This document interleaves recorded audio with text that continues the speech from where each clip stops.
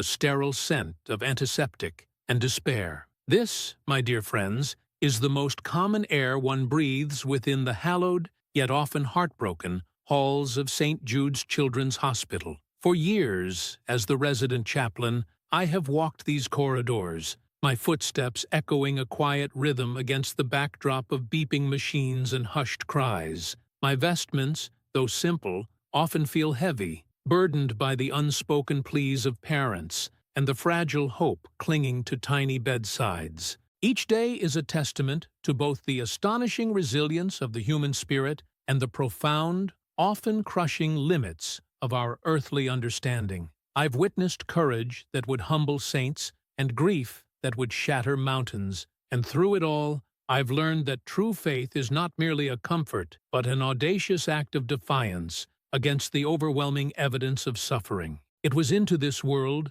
one permeated by the clinical reality of illness and the fervent prayers against it, that little Sophia was admitted. She was a wisp of a girl, 7 years old, with eyes the color of summer skies and a smile that, even amidst her pain, held the innocent brightness of a dewdrop. Her laughter, I remember, was like the tinkling of chimes in a gentle breeze, a sound that should have belonged to playgrounds and picnics, not to the sterile confines of a hospital room. But Sophia carried a formidable adversary within her small frame, a rare and aggressive form of neuroblastoma. It was a storm of a disease, relentless and unforgiving, that had resisted every treatment, every cutting-edge therapy the medical world could throw at it. The doctors, for all their brilliance, were running out of options, and the quiet despair that clings to the walls of St. Jude's seemed to deepen its grip around Sophia's room, pressing in on all who entered. Her parents, bless their souls,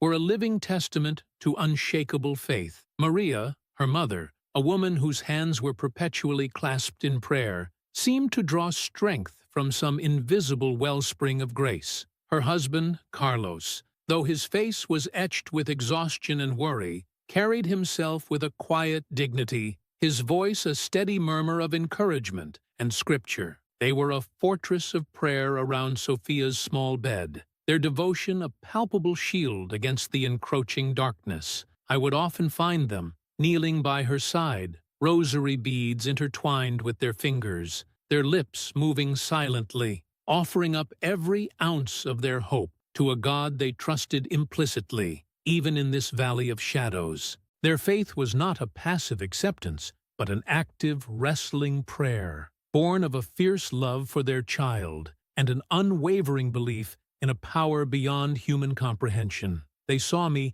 not just as a chaplain, but as a fellow traveler on this agonizing road, a brother in faith. We shared quiet moments, sometimes tears, sometimes a shared prayer, our voices intertwining in the sterile air, hoping to pierce the heavens. In stark contrast to their devout resignation, their daughter's lead physician was Dr. Alistair Finch, a man whose reputation preceded him through the hospital like a perfectly polished scalpel. He was brilliant, undeniably so, a veritable titan in the field of pediatric oncology, renowned for his incisive mind and his almost uncanny ability to diagnose and devise treatment plans where others faltered. He was a man of science, absolute and unyielding, whose worldview was constructed entirely upon empirical evidence and irrefutable data. Dr. Finch saw Sophia's case not as a tragedy, but as a complex biological puzzle, a challenge to his formidable intellect,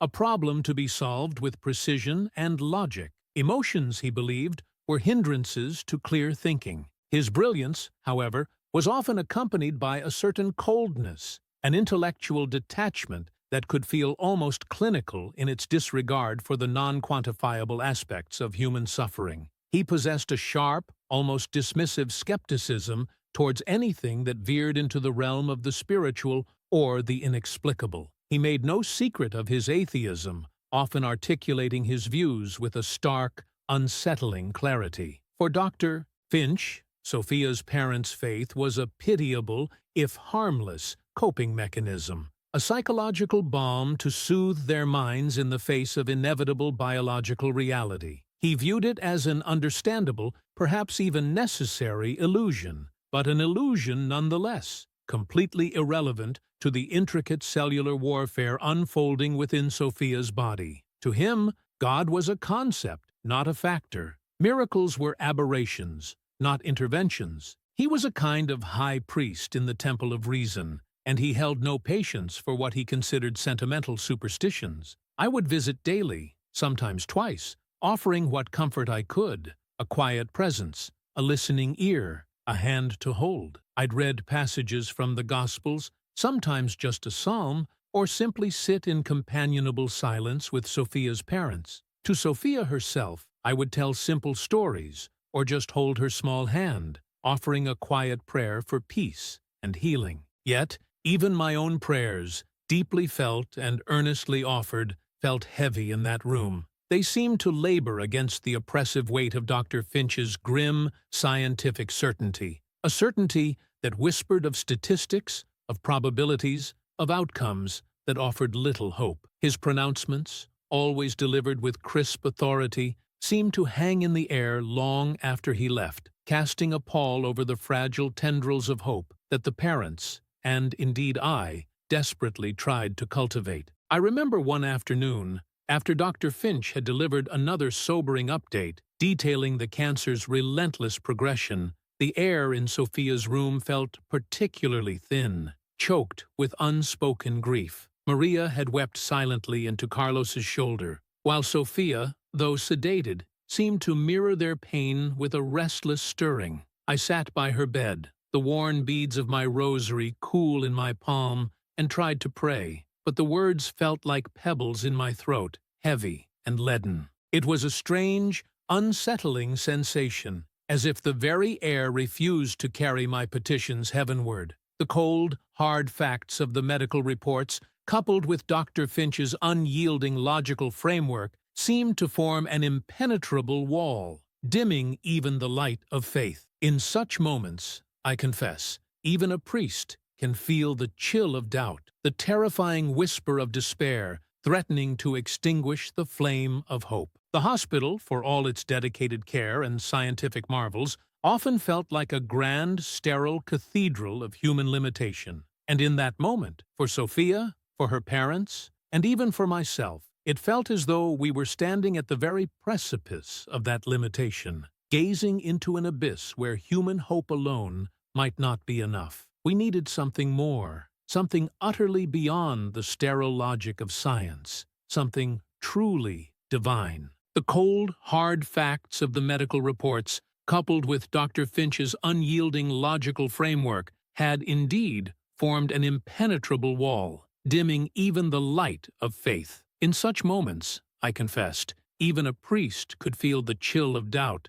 the terrifying whisper of despair, threatening to extinguish the flame of hope. The hospital, for all its dedicated care and scientific marvels, often felt like a grand, sterile cathedral of human limitation. And in that moment, for Sophia, for her parents, and even for myself, it felt as though we were standing at the very precipice of that limitation, gazing into an abyss where human hope alone might not be enough. We needed something more, something utterly beyond the sterile logic of science, something truly divine. It was with this heavy heart that I continued my rounds, day in and day out, to Sophia's bedside. The air in St. Jude's, though perpetually filtered and recycled, always carried that faint clinical tang, a blend of antiseptic, latex gloves, and the unspoken anxieties of those who breathed it. It clung to one's clothes, seeped into one's hair,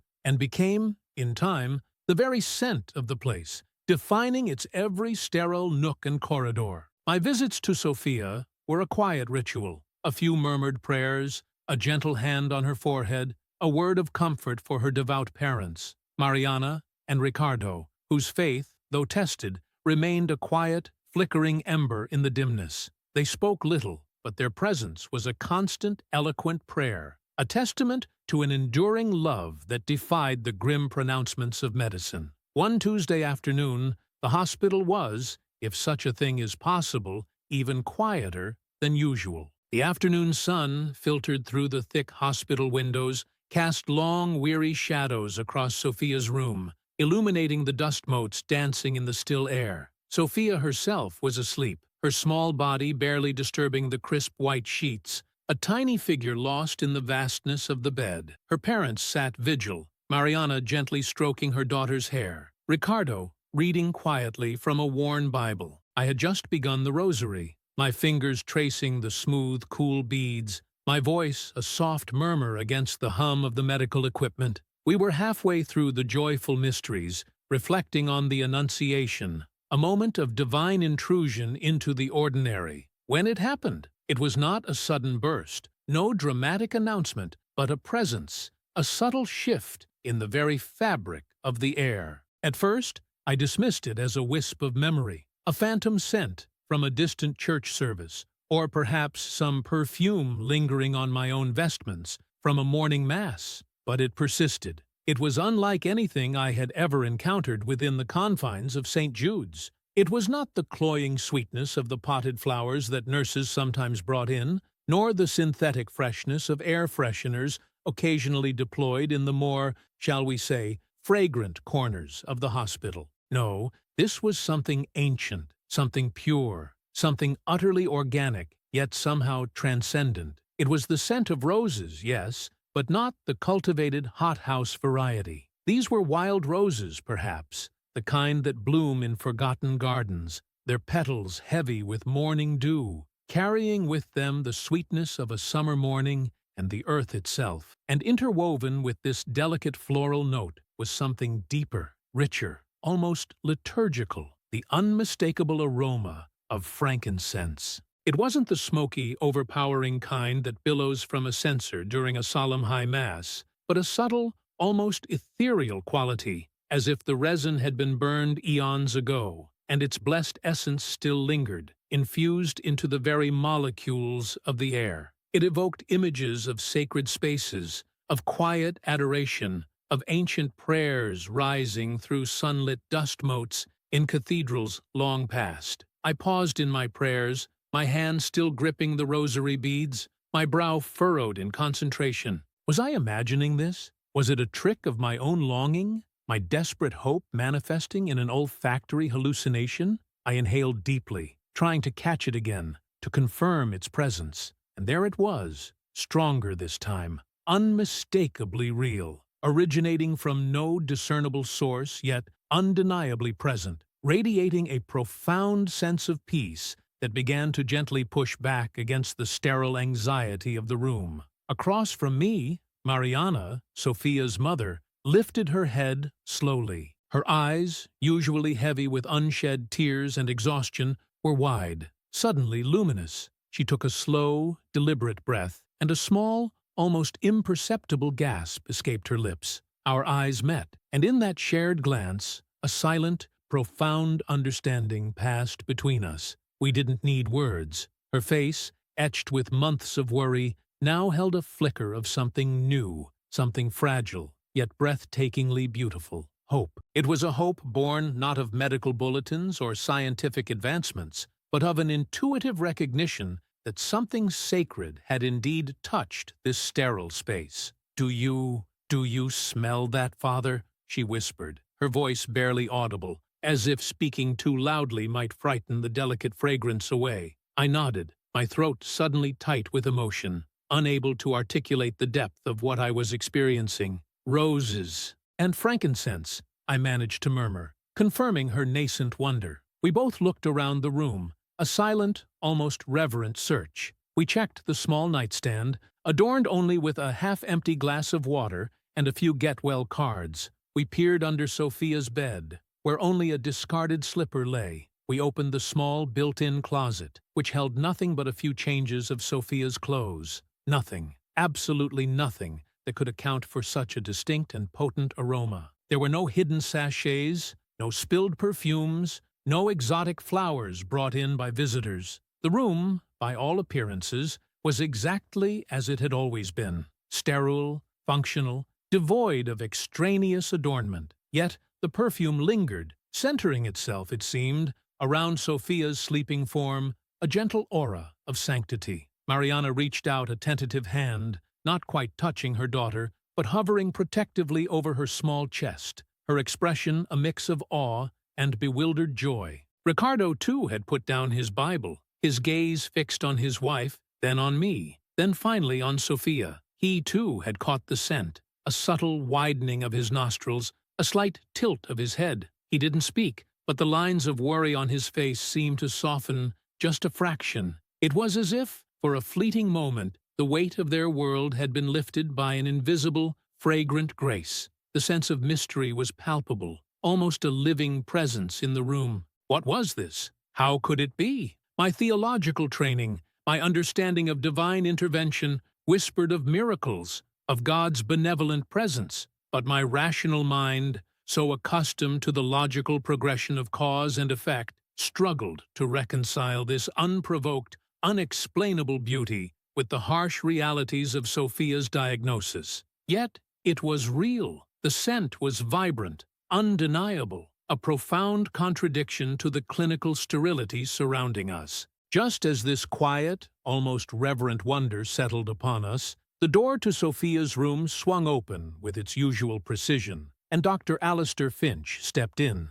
He moved with the efficient, almost predatory grace of a surgeon, his white coat pristine, his expression usually a mask of detached intellectual curiosity. He carried his clipboard like a shield, his eyes immediately sweeping over the monitors, assessing Sophia's slumbering form with a clinician's practiced gaze. He was a man of science, of empirical data, of irrefutable proof. For him, the world was a perfectly ordered machine, and any deviation was simply an anomaly yet to be explained by natural laws. He took a step into the room, and then, almost imperceptibly, his head tilted, his nostrils flared, a tiny, involuntary twitch. A faint line appeared between his brows, a flicker of something akin to annoyance. He was a man with highly acute senses, meticulously trained to detect even the subtlest deviations in a patient's condition or environment. And this clearly was a deviation. "What is that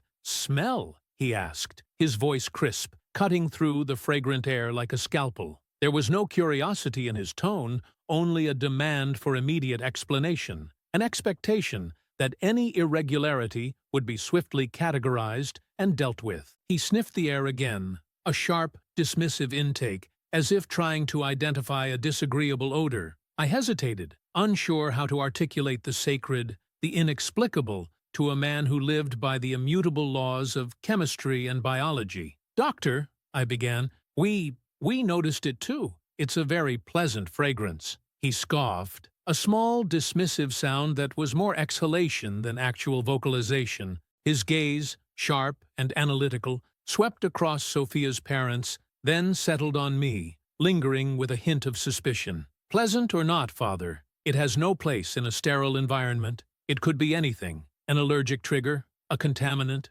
Perhaps," he continued, his tone laced with thinly veiled disdain, "some spilled cleaning product from the janitor's cart. Or," he added, his eyes narrowing slightly, "more likely, simple olfactory fatigue. The mind plays tricks when one is confined to a single environment for too long." Mariana began to shake her head gently, her lips parting as if to protest, but Ricardo placed a reassuring hand on her arm, a silent plea for discretion. They knew, as I did, that trying to explain the unexplainable to Dr. Finch was often a futile exercise, met with either cold logic or outright derision. Dr. Finch, already moving towards Sophia's bedside, did not wait for a response. He leaned over the child, checked her IV drip, adjusted a blanket. The fragrance, though still potent, seemed to only irritate him further, an affront to his meticulously controlled environment. He straightened up, his eyes scanning the room once more, still searching for an empirical culprit. Finding none,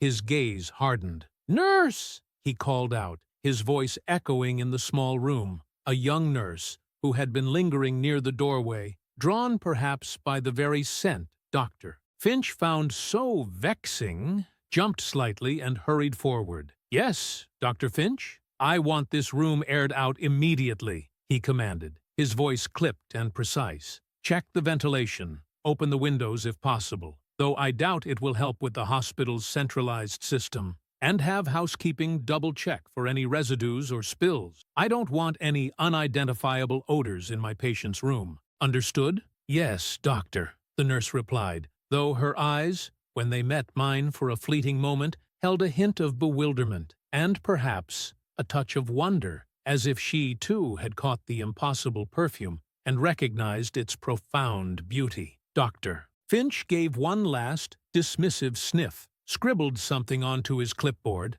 and then, with a curt nod to no one in particular, turned and exited the room, leaving behind him a lingering trail of antiseptic, a stark, clinical contrast to the sweet, holy mystery that continued to bloom in Sophia's quiet space. He had dismissed it, categorized it, and ordered its eradication, but I knew, and Mariana and Ricardo knew, that it was not a cleaning product nor olfactory fatigue. It was a whisper from beyond, a sacred intrusion, a fragrant promise breathed into the sterile air, and in its impossible presence, a fragile seed of hope had been sown, a tiny rebellion against the dominion of despair. The wall of scientific certainty, though still formidable, had just perhaps developed its first hairline crack. He had indeed dismissed it, that impossible fragrance, categorized it as he might a rare pathogen, and ordered its swift eradication. Yet, in the quiet unfolding of God's mysterious clock, the world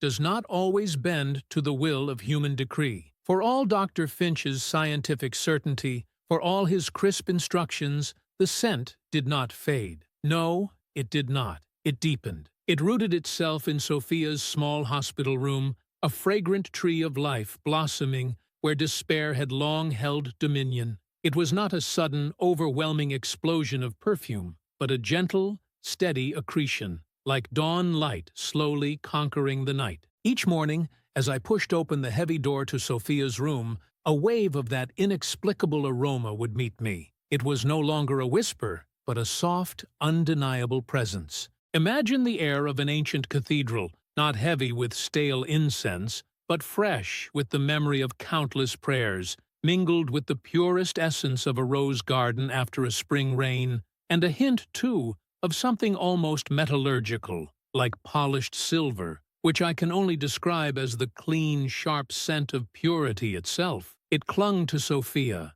to her small bed, to the faded picture of the Immaculate Heart of Mary taped above her headboard. It enveloped her like a luminous shroud, a warmth not of temperature, but of spirit. Mariana and Ricardo, Sophia's parents, found solace in it. Their eyes, once perpetually shadowed with grief and exhaustion, now held a flicker, then a steady flame of hope. They would sit by Sophia's bed, hands clasped, inhaling deeply, their faces softening with a peace that surpassed understanding. "Father Michael," Mariana once whispered, her voice thick with emotion, It's like Mother Mary herself is here, cradling our little one." Ricardo, a man of few words, simply nodded, his grip on his rosary beads tightening, his gaze fixed on his daughter's pale face, which, I noted, seemed to catch a faint, ethereal glow in the fragrant air. And they were not alone in their perception. The nurses, those valiant, often battle-hardened souls who navigated the brutal realities of pediatric oncology daily,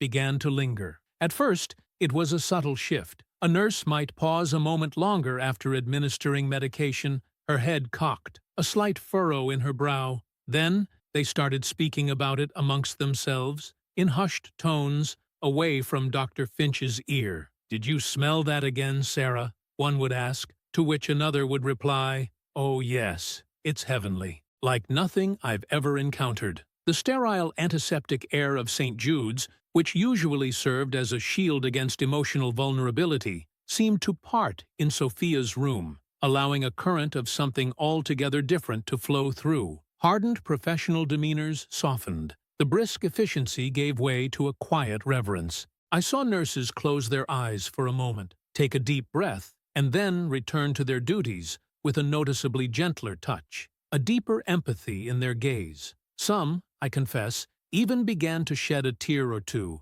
discreetly, quickly wiped away. They, too, were being touched by the inexplicable. This, of course, did not escape Dr. Finch. His initial dismissal had been absolute, predicated on the very foundations of his scientific understanding. But as the days turned into a week, and the scent not only persisted but grew undeniably stronger, his irritation blossomed into a fierce intellectual obsession. He was a man who lived by algorithms and empirical evidence, and this impossible perfume was an affront to every principle he held dear. It was a glitch in his meticulously ordered universe, a rogue variable refusing to be accounted for. His mornings began to take on a new, almost ritualistic quality. He would stride into Sophia's room, his white coat crisp, his expression a mixture of intense scrutiny and barely concealed vexation. He would stand just inside the door,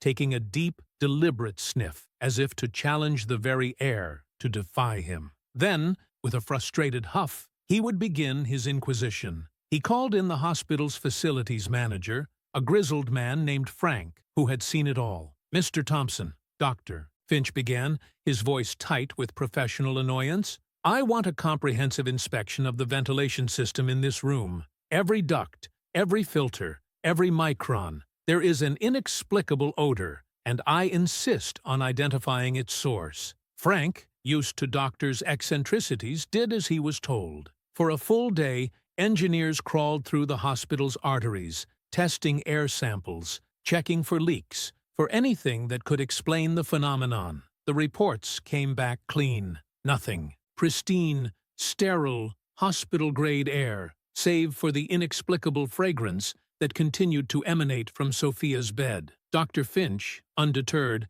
escalated his efforts. He ordered the room to be meticulously swept for any hidden source. Every cabinet was emptied, every drawer pulled out, every crack and crevice examined with microscopic precision. Nurses, under his stern direction, searched for forgotten sachet bags, spilled colognes, or even the remnants of a child's toy that might have been scented. Sophia's parents were asked, again, if they had brought any unusual items into the room. They politely, but firmly, reiterated that they had not. The search yielded nothing but hospital-issued linens and medical equipment. The perfume, though undeniably present, had no physical origin point. It simply was. His frustration deepened, etching sharper lines around his eyes. He then turned to more exotic theories, ones that betrayed his increasing desperation. He suspected some rare mold, perhaps an unseen fungal growth producing a unique volatile organic compound.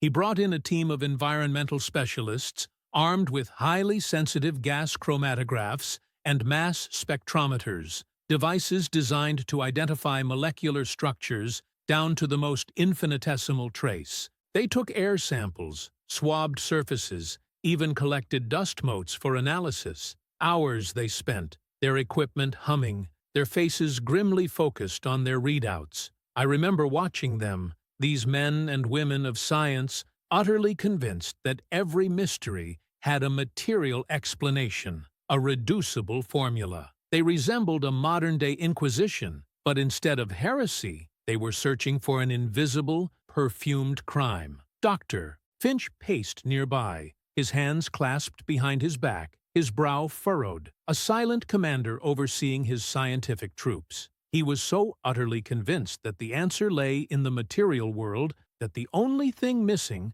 was the right lens, the right test. When the results came back, a few days later, the report was a bewildering paradox for Dr. Finch. Every test came back negative. No unusual molds, no chemical off-gassing, no identifiable molecular structure for the scent itself. It defied analysis. It had no physical signature, no scientific fingerprint. It was an anomaly that refused to be catalogued, an unquantifiable constant in a world that demanded quantification. "Impossible," he muttered, slamming the report down on the nurse's station, the sound echoing sharply in the usually hushed corridor. His voice, usually so controlled, carried a faint tremor of disbelief. This is simply impossible. There must be an explanation. Every effect has a cause." He looked at me then, his eyes burning with a desperate, almost pleading intensity, as if daring me to offer an explanation,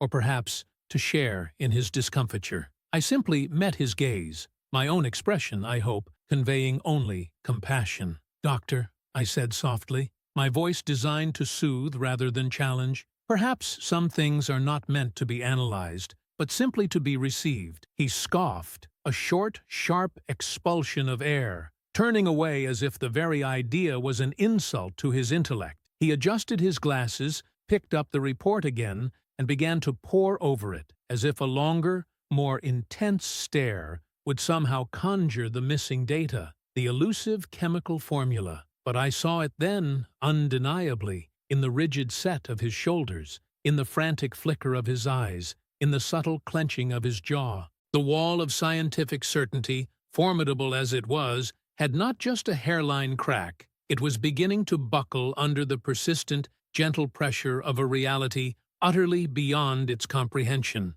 The impossible Perfume, silent and unseen, was a quiet, relentless force, chipping away at the very bedrock of his world view. It simply was, and in its beautiful, unassailable fact, it was slowly but surely forcing even the most brilliant and skeptical of minds to confront the profound mystery of things unseen. The subtle crack I had observed in Dr. Finch's formidable wall of scientific certainty was, in truth, merely a prelude. It was the first tremor before a more significant shift, a barely perceptible stress fracture that would soon widen into an undeniable chasm. The impossible Perfume, that fragrant mystery clinging so resolutely to little Sophia, was no fleeting anomaly for him. It had become a direct, personal challenge, an affront to everything he had built his brilliant career upon. The scent, by this point, was beyond argument for anyone who spent more than a few minutes near Sophia's room.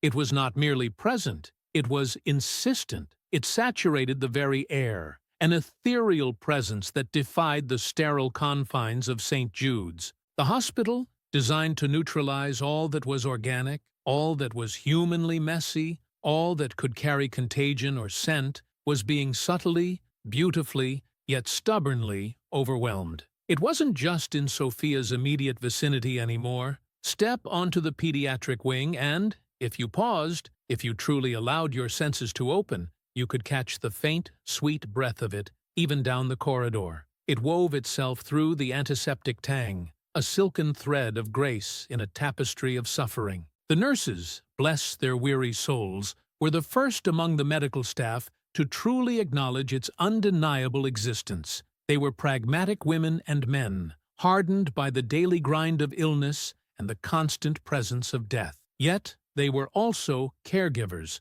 often the closest witnesses to the raw humanity of both despair and fleeting hope. They spoke of it in hushed tones, at first with caution, then with a growing sense of wonder. "It's like church, Father Michael," one young nurse, barely out of nursing school, confided in me during a quiet moment in the chapel. Her eyes, usually so guarded, were wide with a mixture of fear and reverence. "But it's stronger, and it's holy, don't you think?" I simply nodded, offering a gentle smile. How could I not agree? It was a fragrance that spoke of something ancient, something sacred, something utterly beyond human manufacture. Dr. Finch, however, was far from agreement. His initial annoyance had curdled into a simmering intellectual rage. His laboratory analyses, his ventilation checks, his sweeps for hidden sources, his specialist consultations for rare molds or exotic chemical off-gassing, every single one had yielded nothing.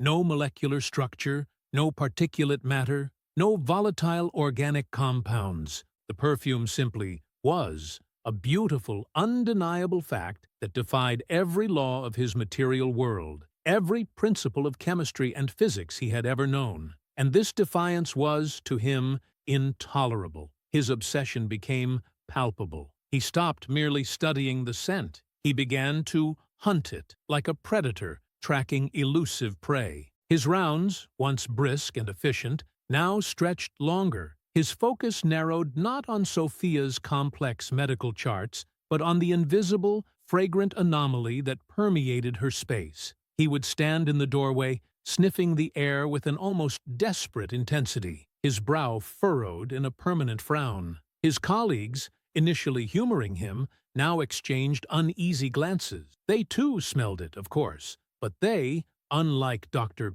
Finch, were beginning to accept the impossibility, to allow themselves a sliver of bewildered wonder. For Dr. Finch, such acceptance was a surrender, a betrayal of reason itself, and so began what I could only describe as his inquisition. He started with the assumption that someone, somewhere, was perpetrating a deception, a cruel trick to toy with his meticulously ordered universe. He suspected human agency, for what else could explain an effect without a cause? I was his first, and perhaps most obvious, target. One afternoon, he cornered me in Sophia's room after a particularly difficult family conference. The air, as always, was thick with the impossible fragrance, softening the sharp edges of the medical equipment and the hard facts of Sophia's prognosis. "Father Michael," he began, his voice tight, stripped of its usual clinical detachment, replaced by an edge of thinly veiled accusation. He held a clipboard, though I suspected it was more for psychological effect than for actual notes. "I must ask you directly and without equivocation. Have you, at any point, introduced any form of incense, essential oils, or any other aromatic substances into this room or near this child?" I looked at him, my heart aching for the storm I saw raging behind his intelligent but troubled eyes. He was a man drowning in a sea of facts, unable to grasp the lifeline of faith. "Doctor," I replied softly, my voice calm, "you know the hospital's strict policy against anything that could affect air quality, especially in oncology wards. And you know my respect for those rules." "No, I have not. My only offering here is prayer," he scoffed, a dry, dismissive sound that grated against the serene fragrance surrounding us. "Prayer," he repeated, as if the word itself were an insult to his intellect. "And what precisely, Father, does prayer smell like? Are you suggesting divine intervention takes the form of potpourri?" A faint smile touched my lips, a sorrowful one. "Perhaps, Doctor, divine intervention takes whatever form is necessary to penetrate the hardest of hearts, or to bring comfort to the most suffering souls. The Church has always spoken of the odor of sanctity, the inexplicable sweet fragrance associated with saints, but I assure you, I have brought nothing physical into this room to create this aroma." His jaw tightened. "And this odor of sanctity, Father, is it contagious? Is it perhaps something you've been cultivating among the staff? This isn't just about a smell, is it? It's about hope, false hope. You are fostering a mass delusion, Father, to give this family a palliative for the inevitable. You are feeding their delusion with this phantom perfume." His words, though harsh, did not sting. I understood his fear,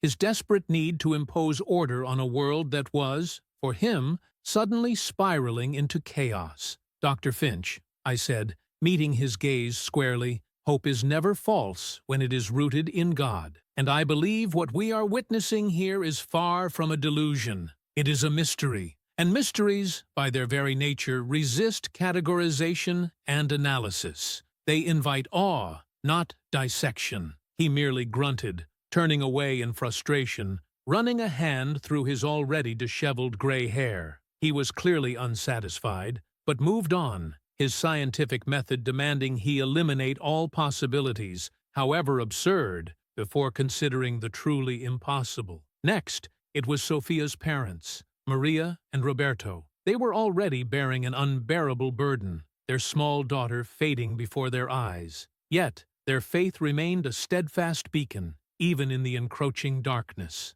Dr. Finch, with a cold efficiency that must have felt like a direct assault, asked them about any religious relics, any special oils, any perfumes they might be using. "Dr. Finch," Maria said, her voice soft but firm, her eyes red-rimmed from sleepless nights of vigil and prayer, "we have only our rosaries and our prayers, and the prayers of all those who love Sophia. This scent, it is a gift from God. It is a sign that He hears us, that He is with our little girl." Roberto, his arm around his wife, added, "We know what you think, Doctor. We see the way you look, but we have searched, too. There is nothing. Only God could make such a beautiful smell that comes from nowhere." Dr. Finch just stared at them, his face unreadable. He saw their conviction, their simple, unshakable faith, and, in his scientific mind, it was another layer of the puzzle he couldn't solve, another data point that defied logic. He scribbled something on his clipboard, his pen scratching loudly in the fragrant silence, though I doubted he was noting anything of scientific value. He was recording their belief, perhaps, as another symptom of the inexplicable phenomenon. His interrogation of the nurses was perhaps the most telling. These were the frontline soldiers, the practical ones, who had initially dismissed the scent as swiftly as Dr. Finch. But they were also the ones who spent the most time with Sophia, who saw the inexplicable calm it brought to her, who found themselves lingering just a little longer in her room, breathing in the unearthly sweetness. He would call them into his small, sterile office, which, ironically, always seemed devoid of the benevolent perfume. "Nurse Rodriguez," he'd begin, his voice clipped, "I understand you've been spending significant time in patient Sophia Petrova's room. Have you noticed any unusual personal hygiene products? Perhaps a new scented lotion or perfume used by any staff member? Or indeed, yourself?" Nurse Rodriguez, a no-nonsense woman with years of experience, squared her shoulders. "Doctor, with all due respect, I adhere to hospital policy. No strong perfumes, and even if I did, mine wouldn't smell like that. That's not a human perfume, doctor. That's something else." Her voice, though cautious, held a note of quiet conviction. She had seen too much in her career to dismiss something so profoundly felt. Another nurse, a younger man named Mark, was more blunt. "Dr. Finch, we've aired out the room a dozen times. We've cleaned every surface. We've checked the vents. Nothing. It's just there. And frankly, it's beautiful. It makes Sophia calmer. It makes us calmer." He looked at Dr. Finch with a challenging glint in his eye, a hint of rebellion against the doctor's rigid rationalism. The perfume, I realized, was not just softening hearts. It was subtly emboldening them. Dr. Finch's frustration, already at a boiling point, now began to overflow. He saw defiance, not just from the inexplicable scent, but from the people around him. His carefully constructed world, where every effect had a measurable cause, where every phenomenon could be dissected and understood, was crumbling before his eyes. He felt besieged, not by a tangible enemy, but by an ethereal fragrance that laughed in the face of his instruments and his intellect. One evening, after another fruitless investigation and another series of non-committal answers from the staff, he found me standing by Sophia's bedside. The little girl was sleeping peacefully, a faint smile on her lips, enveloped in the soft, sweet embrace of the impossible perfume. Dr. Finch's face was etched with a raw exhaustion I had not seen before, mingled with a burning, almost desperate anger. "Father Michael,"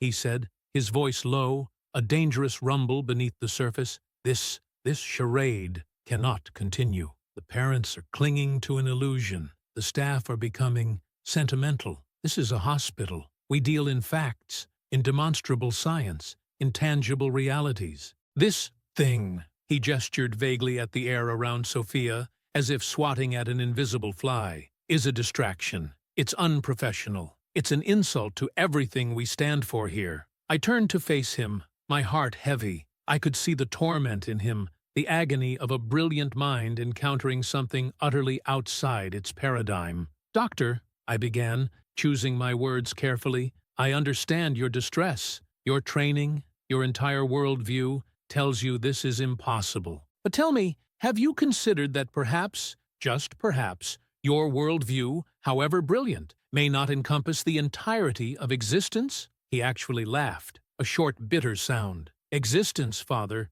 is measurable. It is quantifiable. It is explicable. This perfume is none of those things. It is a trick, a hallucination, a mass delusion," as I said. He took a step closer, his eyes fixed on mine, trying to pierce through my calm. "You, Father, you are a part of this. You encourage it. You foster this baseless hope." I held his gaze, unwilling to flinch, unwilling to allow his anger to derail the profound truth I felt so keenly in that room. "Doctor," I replied, my voice gentle but firm, carrying the weight of centuries of faith. Some things are not meant to be analyzed, but to be received. Perhaps this is a gift. The words hung in the fragrant air between us, simple yet profound. He scoffed again, a more weary, less angry sound this time. He turned away from me, towards Sophia's monitor, his back to the child, to the perfume, to the undeniable truth that was unfolding around him. He picked up his charts.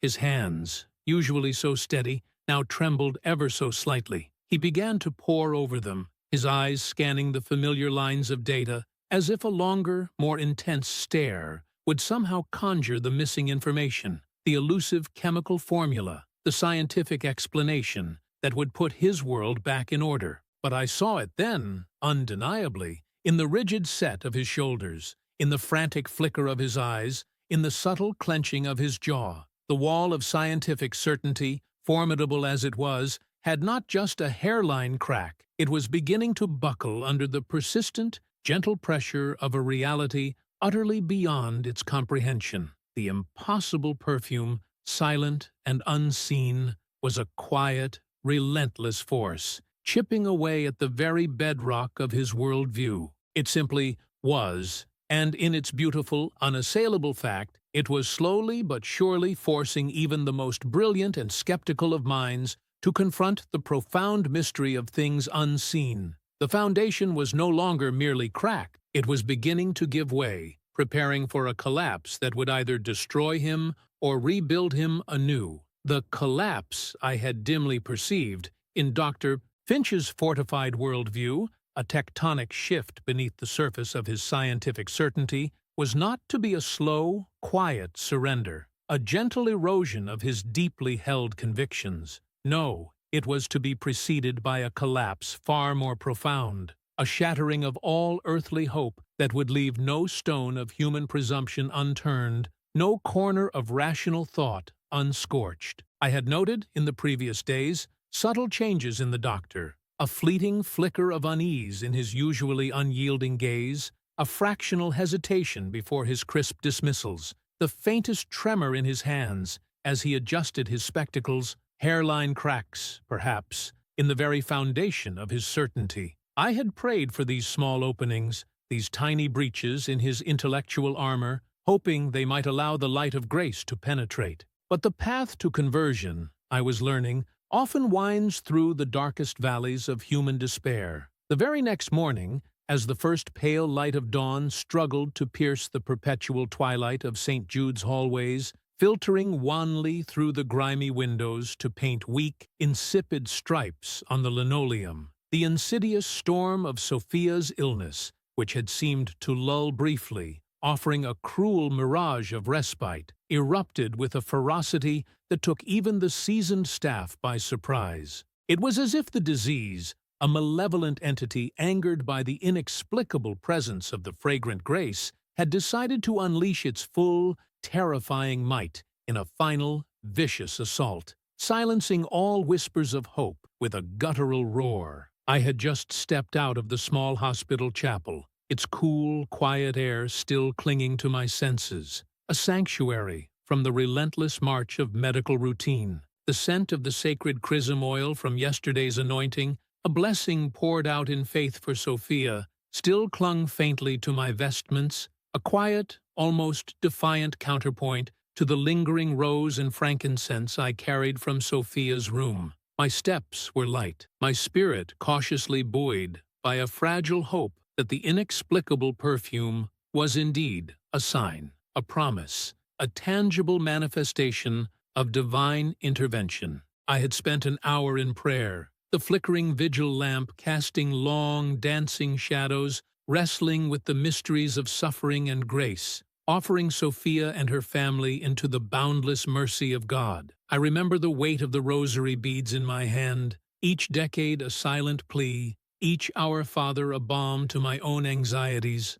I had imagined Sophia, even in her illness, enveloped by that impossible fragrance, like a lamb resting in the very breath of heaven. But as I rounded the corner towards the children's ward, my quiet contemplation was brutally shattered. A different sound assaulted my ears, not the gentle hum of the hospital, nor the hushed greetings of the early shift, but a discordant, piercing wail that tore through the sterile air, ragged and primal, followed by the urgent thud of running feet, heavy and frantic. My heart sank, plummeting like a stone into a cold, dark well, a profound dread washing over me, knowing instinctively that this was the sound no chaplain ever wanted to hear, the harbinger of a suffering too great for words. It was the sound of a family's world collapsing. I quickened my pace, my cassock swishing around my ankles, the gentle hope of moments before dissolving like mist, like a dream fading under the harsh glare of an unwelcome awakening. Each stride felt heavy, pulling me closer to a reality I wished I could flee. As I burst through the double doors of the ward, the scene before me was one of controlled, yet desperate chaos, a tableau of medical urgency etched against the backdrop of profound human anguish. Sophia's room, usually a haven of quiet prayer and the impossible perfume, had transformed into the heart of a maelstrom. Alarms shrieked from monitors clustered around her small bed, their urgent chirps and insistent beeps, a brutal symphony of crisis, a relentless staccato rhythm that seemed to hammer at the very walls of the room and at my own chest. Flashing red and orange lights pulsed rhythmically, painting the faces of the medical team in a macabre strobe, casting fleeting, spectral highlights on their sweat-sheened brows, distorting their features with a ghastly urgency. Doctors and nurses moved with a practiced urgency, their movements swift and precise, yet imbued with a desperate intensity that spoke volumes of the battle they were losing. They were skilled, yes, brilliant even, but they were also human, and in their eyes I saw the dawning recognition of their own limits. Sophia, my sweet Sophia, my little lamb, was caught in the throes of a massive seizure. Her tiny body convulsed violently, limbs jerking uncontrollably, a fragile puppet on invisible, cruel strings. Her eyes, usually so luminous and full of childhood wonder, were rolled back, showing only whites, a faint, terrifying gurgle emanating from her throat. Each strained breath a visible, agonizing effort. Her small hands, which had so recently clasped mine in prayer, were now fisted, white-knuckled against the invisible assault. My breath hitched in my own throat. The sight was a cruel punch to the gut, a visceral reminder of the fragility of life. Her parents, Maria and Ricardo, were huddled by her bedside, their faces ashen, drained of all color, distorted by a grief so raw it was almost unbearable to witness. Maria's hands were clasped over her mouth, muffling desperate, choked sobs, her body shaking uncontrollably, as if she herself were seized by an unseen force. Ricardo held her tightly, his own silent tears tracing paths down his weathered cheeks, his gaze fixed on his daughter, with an intensity that burned with love and terror. Their whispered prayers, usually a comforting litany of faith, a steady anchor in the storm, were now frantic, broken pleas, snatched and swallowed by the blare of the machinery, sounding impossibly small and frail against the cacophony of impending death. They were words torn from the deepest recesses of their souls, stripped bare of all eloquence, reduced to primal cries for mercy. I moved to them instantly, my cassock rustling, my hand reaching for Ricardo's shoulder, a silent offering of presence, the only comfort I felt capable of providing. He gripped my arm with a strength born of terror, his fingers digging into my flesh, his eyes wide and unseeing, glazed over with shock and pain, fixed on his daughter. "Father, Father, please," he choked out, the words catching in his throat, each syllable a ragged tear. "Not now, not after everything, not after the perfume." Maria buried her face in his chest, her body racked with tremors, her shoulders heaving with a grief that seemed to threaten to consume her entirely. There were no words I could offer, no platitude that wouldn't feel hollow, no theological explanation that could mend the gaping wound in their hearts. All I could do was stand beside them, a silent sentinel, my own spirit crying out in anguish to a God whose presence, in that moment, felt terribly distant, tragically absent. My faith, too, was tested, a tiny flame flickering precariously in the hurricane of despair. And then I noticed it, or rather, I noticed its absence, the impossible perfume. The scent of roses and frankincense, which had been a constant, undeniable presence in Sophia's room for days, a sweet, holy shroud, had retreated. It was not merely diminished, it was gone, vanished. The realization hit me like a physical blow, an unexpected deepening of the dread. The void it left was palpable, an echoing emptiness that amplified the terror. In its place, the air was thick with the acrid tang of ozone from the defibrillator paddles being charged and wheeled closer, a searing, metallic scent that spoke of electricity and desperation. There was also the metallic scent of fear itself, sharp and bitter, mingling with the sterile, clinical bite of antiseptic that now seemed to underscore the grim reality, emphasizing the cold, unyielding nature of the medical instruments that surrounded us. It was a tangible retreat, as if the divine grace, which had so gently enveloped Sophia, had recoiled from the brutal invasiveness of the medical intervention, or perhaps from the sheer, overwhelming force of the disease's final onslaught. The spiritual comfort had withdrawn, leaving an echoing void, amplifying the raw, stark fear that gripped us all, leaving us exposed, vulnerable, and profoundly alone in the face of death. Dr. Finch was at the head of Sophia's bed, a man transformed. Gone was the cool, detached scientist, meticulously seeking an elusive chemical formula, his usual posture of intellectual superiority. In this moment of crisis, he was a commander, his face grim, eyes narrowed with intense focus, his voice sharp and authoritative as he barked orders. "Increase oxygen! Push atropine! Prep for intubation!" His hands moved with incredible speed and precision, a blur of practiced expertise, each movement economical, purposeful, honed by years of training and countless emergencies. He was in his element, fighting a battle he had trained for his entire career, armed with scalpel, metaphorically of course, in this frantic intubation effort, and syringe, monitors, and machines, the full arsenal of modern medicine marshaled against the unseen enemy. He was a general on a battlefield, but a general fighting a losing war against an invisible, relentless enemy that defied logic, a biological storm he could neither comprehend nor contain. I watched him, fascinated despite my terror for Sophia. He moved with a fierce, almost desperate energy, his brow furrowed in concentration, a vein pulsing at his temple. Every medical procedure, every parameter adjustment, every swift calculation of dosage was performed with an urgent precision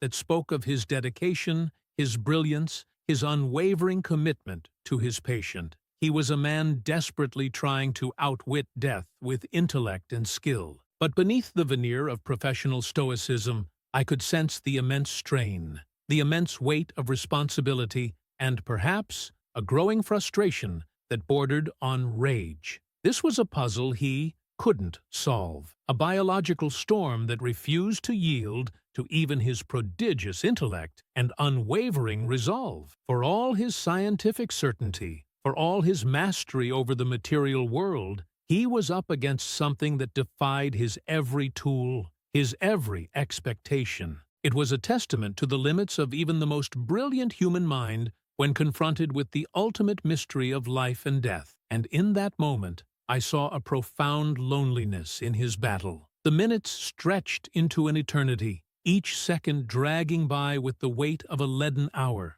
Sophia's breathing became shallow, ragged, then struggled to maintain any rhythm at all. Each tiny gasp, a heroic, losing effort. The alarms, once a furious cacophony, began to change their tune, their pitches dropping, becoming slower, more desolate, echoing the failing life within her, like a mournful dirge. The nurses exchanged worried glances, their faces etched with despair, their shoulders slumping almost imperceptibly, a shared understanding of the inevitable passing between them. Dr. Finch, for a brief, agonizing moment, paused, his hands hovering over Sophia's chest, still, yet trembling ever so slightly. He glanced at the monitors, then down at the small, convulsing child, then back at the plummeting vital signs displayed in stark, digital reality, as if willing them to reverse their course. His shoulders, usually so stiff with self-assurance, sagged almost imperceptibly, a profound defeat etched into his very posture. He took a deep, shuddering breath, a sound almost swallowed by the fading, mournful beeps of the cardiac monitor, a sound of profound human exhaustion and resignation. Then he looked at Maria and Ricardo, his gaze devoid of its usual clinical coolness, replaced instead by something I can only describe as a sterile pity. It was a pity born of professional empathy, perhaps even a hint of personal sadness, but still a pity untainted by hope, unsoftened by faith. It was the look of a man who knew, with absolute scientific certainty, that the battle was lost, that all human effort had been exhausted, and that the only remaining act was to acknowledge the end. His lips parted as if to speak the dreaded words, the words that would officially mark the end of Sophia's short, precious life, the words that would plunge her parents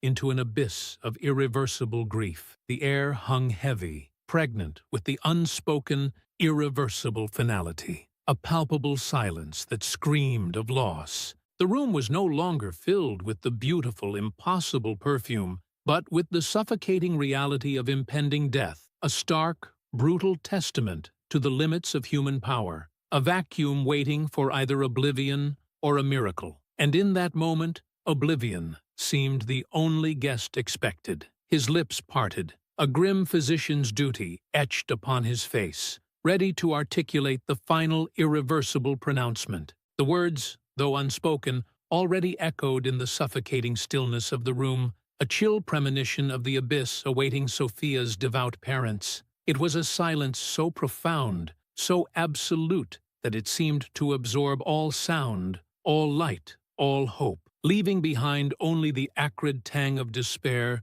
and the metallic scent of fading life. The air, stripped bare of any heavenly fragrance, was a vacuum, aching with the brutal testament to human limits, poised for the cold, unyielding embrace of oblivion. And then, just as the final, crushing word threatened to escape Dr. Finch's mouth, as the last flicker of my own desperate prayer seemed to dissipate into the sterile air, it happened. Not a whisper this time, not a faint suggestion, but a cataclysm, a grace-filled explosion that defied every physical law. The impossible perfume returned, not as a gentle breeze, but as a roaring, tangible tidal wave, surging into the room with an almost visible force. It wasn't merely a smell that filled the space, it became the space. It was a deluge of roses, not just their delicate petals, but the essence of an entire garden, blossoming anew in divine glory. And intertwined with it, the ancient, resinous comfort of frankincense, potent and deep, like the very breath of God made manifest.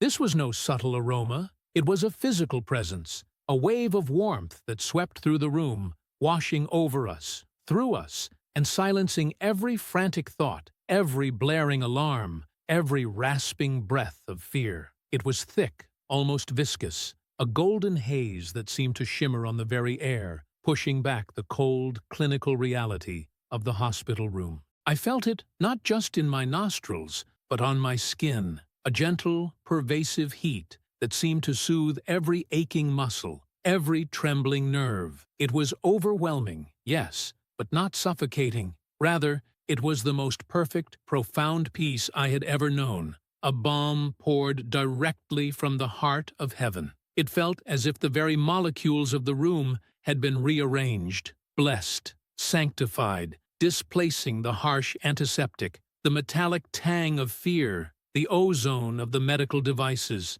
It spilled out from Sophia's small form, rushing past the medical team, past the parents, and out into the sterile corridor, a fragrant herald proclaiming an impossible event. The cacophony of the emergency, which just moments before had been an assault on the senses, ceased. One by one, the insistent, harrowing shriek of the heart rate monitor faltered, then died. The rhythmic, urgent pulse of the oxygen saturation machine went silent. The frantic, blinking lights on the various devices, which had danced a macabre ballet of impending doom, stopped their frenzied rhythm, stabilizing into a quiet, steady glow. My gaze, drawn by an invisible force, snapped to the monitors above Sophia's bed. What I saw there stole the breath from my own lungs. The lines, which had flatlined into a desolate, unwavering single stroke, now danced with life. Not faintly, not hesitantly, but strong, bold, and perfectly rhythmic. Sophia's heart rate, once a frantic, dying flutter, now beat with a steady, confident rhythm. Her oxygen levels, which had plummeted to impossible lows, now soared, registering perfect saturation. It was as if a conductor had simply waved his hand, and the discordant symphony of death had been instantly transformed into a harmonious melody of renewed life. Dr. Finch, his hand still poised in the air, about to perform the terrible duty of calling time, froze. His fingers, which moments before had been braced for the final gesture, now hung suspended, motionless, as if caught in amber. His head slowly, almost imperceptibly, turned towards the monitors, then back to Sophia, his eyes wide and unblinking. The precise, scientific mind, accustomed to dissecting reality into its smallest components, now struggled to comprehend an event that defied every law it knew. His features, usually so guarded, so imbued with an almost arrogant certainty, now openly betrayed a profound, almost shattering disbelief. I could see the battle raging behind his eyes, the desperate attempt to find a logical explanation, a medical anomaly, a fault in the equipment, a sudden, inexplicable physiological rebound that could be catalogued and understood. But there was no such explanation. The sheer magnitude of the reversal, the instantaneous perfection of the vital signs, the undeniable physical presence of the holy fragrance that suffused the air, left no room for rationalization. Then, just as the last vestige of medical chaos settled into an astonished silence, Sophia's eyelids fluttered, not with the weak, pained struggle of a child in distress, but with a gentle, almost dreamlike ease. Slowly, deliberately, her eyes opened. They were not the dull, pain-filled windows I had seen just moments before, nor the glazed, distant pools of the critically ill. They were clear, they were bright, they were alive, shining with an innocence and awareness that pierced through the lingering awe. A faint, almost imperceptible smile touched her lips, and then she drew a breath. It was not a shallow, labored gasp, not a weak, struggling intake of air. It was a deep, clean, resonant breath, the kind of breath a child takes after a long, refreshing sleep, a breath that filled her tiny lungs completely, visibly lifting her small chest. It was a breath of pure life, an affirmation of existence that resonated through the utterly silent room. Her gaze, clear and unclouded, found her mother's tear-streaked face. Her small voice, though still a whisper, carried with startling clarity through the hushed reverence that had descended upon us all. It was a voice no longer weakened by illness, but imbued with a sweet, innocent strength. "Mommy," Sophia whispered, her eyes shining, a soft, ethereal glow seeming to emanate from her. "The pretty smell is here." And in that moment, the impossible became undeniable. The universe held its breath. The sterile walls of St. Jude's, for one sacred instant, became the very threshold of heaven. I looked at Dr. Finch, his face a canvas of utter bewilderment, his scientific fortress crumbling, not under siege, but dissolved by the ineffable sweetness of God's pure love. My own heart, swelling with a joy so profound it was almost painful, knew without a shadow of doubt that we had all just been witnesses to the magnificent, unmerited grace of a miracle. The sterile walls of St. Jude's, for one sacred instant, became the very threshold of heaven. I looked at Dr. Finch, his face a canvas of utter bewilderment, his scientific fortress crumbling, not under siege, but dissolved by the ineffable sweetness of God's pure love. My own heart, swelling with a joy so profound it was almost painful, knew without a shadow of doubt that we had all just been witnesses to the magnificent, unmerited grace of a miracle. Then, a holy silence, unlike any I had ever known, descended upon that room. It was not merely the absence of sound, but a palpable presence, thick and hushed, as if the very air had become consecrated, holding its breath in reverence. The high-pitched alarms of Sophia's monitors, moments ago blaring their urgent warnings, now stood mute, their screens displaying perfect rhythmic waves, the very picture of vibrant health. The only sound was the faint, rhythmic whoosh of the oxygen Sophia no longer seemed to need, a gentle counterpoint to the powerful blossoming perfume of roses and frankincense that now completely permeated the space, an aroma so rich and ancient it spoke of sacraments and eternity. The other medical staff, trained to react with swift, decisive action in moments of crisis, stood like statues. Their instruments were forgotten in their hands, their hurried movements arrested mid-air. One nurse still clutched a syringe, another had a hand poised over a defibrillator paddle, but their eyes, wide and glistening, were fixed on Sophia, on the monitors, and on each other. Tears, quiet and cleansing, streamed down their faces, tears not of sorrow or fear, but of profound wonder, of a dawning realization that shattered their professional composure. Some simply wept, openly, without shame, while others bit their lips, struggling to contain the overflow of emotion, their shoulders trembling with the sheer weight of the impossible truth they had just witnessed. In their stunned silence, I saw the slow, gentle dissolution of their hardened cynicism, replaced by an innocent, childlike awe. Dr. Darr. Finch, however, remained rooted to the spot, his gaze shuttling back and forth between the pristine lines on Sophia's monitors and the child herself, who now lay peaceful and alert, a soft, ethereal glow seeming to emanate from her small form. His face, usually a citadel of clinical detachment, was a battleground of warring emotions, confusion, disbelief, and something deeper, more primal, a raw, visceral terror at the unraveling of everything he had ever believed to be true. He was a man shipwrecked, adrift on an ocean of the inexplicable, his entire worldview shattered on the sharp, unyielding rocks of an impossible reality. The neat, ordered universe of cells and chemical reactions, of cause and effect, had been utterly obliterated by a fragrance that had no source and a healing that defied every known law of medicine. He took an involuntary step back, then another, his feet shuffling awkwardly on the cold linoleum. His mask of professional composure had not merely slipped, it had disintegrated. His breath hitched, shallow and ragged, a stark contrast to Sophia's deep, even breaths. The terror in his eyes was not fear of danger, but the profound dread of confronting an existence far vaster and more mysterious than his carefully constructed intellect had ever allowed. It was the terror of standing naked before the incomprehensible, of realizing that the very foundations of his rational world were built on sand. He looked lost, utterly disoriented, a scientist confronted by the undeniable evidence of God. And then, his eyes, wide and searching, found mine. There was no accusation, no dismissive scoff, no glint of scientific superiority, only a raw, pleading vulnerability. His eyes were not asking for a diagnosis,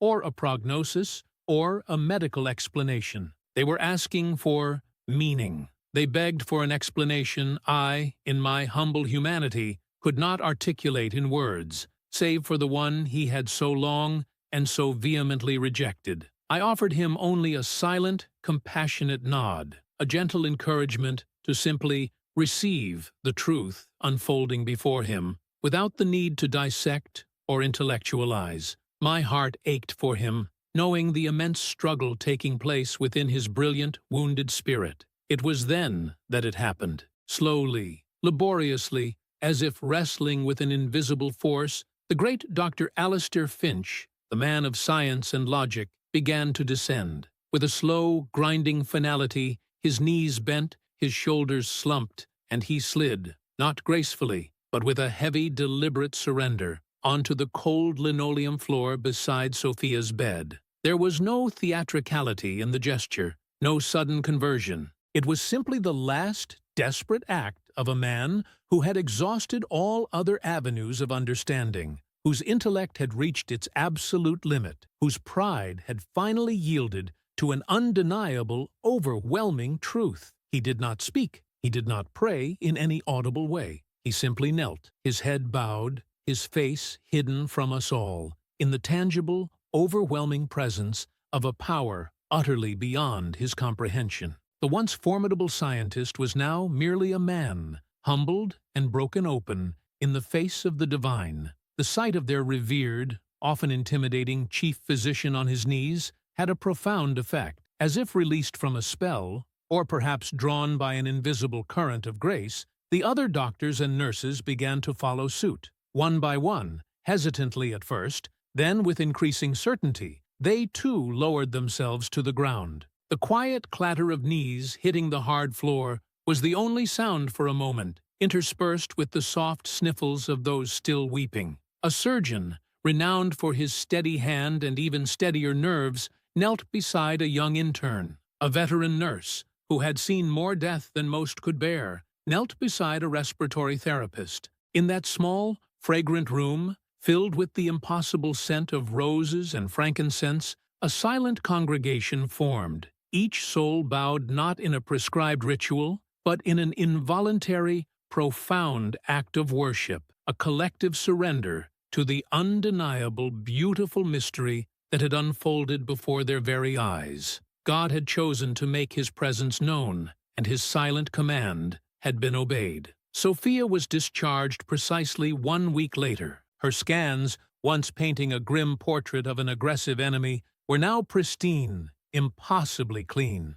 Not a trace of neuroblastoma remained. The silence in radiology, as the head of oncology reviewed the final images, was profound. No shouts of triumph, no scientific explanations, just quiet, reverent wonder. Sophia's parents wept, not tears of sorrow, but of purest joy, holding their radiant child as if she were made of fragile glass and divine light. They had received their miracle, delivered not through medicine, but through God's boundless mercy. The impossible perfume, that heavenly scent of roses and frankincense, did not linger indefinitely in Sophia's room, nor cling to her. Slowly, gradually, over days, it softened, less potent, until it was gone, leaving only the faint, sterile scent of the hospital. Yet, its memory and profound impact became woven into the fabric of St. Jude's, a spiritual imprint on its otherwise clinical soul. And Dr. Alistair Finch? He was never again the man he had been. The arrogance and sharp, dismissive certainty that had armored him against the inexplicable had been stripped away. In its place emerged a raw, vulnerable humility. His crisp, authoritative voice, once quick to dissect and define, became softer, imbued with a newfound compassion that resonated in quiet moments with patients and families. He spoke less, more often listening, his gaze distant, contemplative, as if perpetually seeking answers beyond medical texts. Sometimes, during weekday morning mass in the hospital chapel, I still see him. He sits in the last pew, always in the same spot, a solitary figure of profound stillness. He does not approach for communion. His journey of faith is his own, a path he walks with deliberate, sometimes hesitant, steps. But he is there, listening, perhaps searching for a whisper of that inexplicable fragrance in the sacred silence, wrestling with the implications of what he witnessed. A man who once believed only in what he could prove, now quietly grappling with the undeniable proof of the divine. His presence alone is a silent sermon, a powerful testament that grace can bloom even in the most hardened soil of scientific certainty. The story of Sophia and the impossible perfume became a whispered legend among the staff at St. Jude's. It wasn't spoken of in clinical terms, but in hushed tones of awe, a sacred secret shared by those who had witnessed the impossible. It reminds us daily that God's love is not confined to chapels or sacred texts. It can enter any room, no matter how sterile, how filled with suffering or doubt, or how deeply guarded by human intellect. And His grace, my dear friends, has a fragrance so profoundly beautiful, so utterly compelling, that it can bring even the most brilliant, the most stubborn, the most scientifically certain of men to their knees, opening their hearts to a truth far grander than any they could ever deduce. It is a truth that promises hope, not just for the body, but for the immortal soul, a truth I pray we all come to embrace.